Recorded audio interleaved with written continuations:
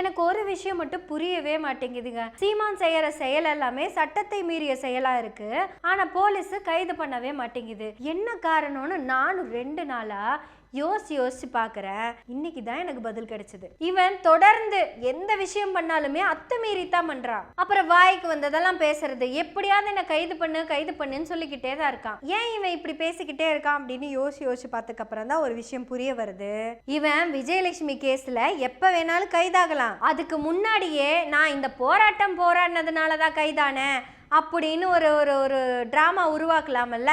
அந்த டிராமாக்காக தான் இந்த போராட்டம் போராடிட்டு இருக்கு இந்த பனிக்குட்டி. இந்த கேஸ்ல கைதானா பாலியல் குற்றவாளின்னு போட்டுருவாங்க. அப்ப கெத்தால மூஞ்சி காமிச்சிட்டு போக முடியாதுல, குமிஞ்சிட்டுல போகணும். இவன் கெத்தா போனாலும் போவாங்க.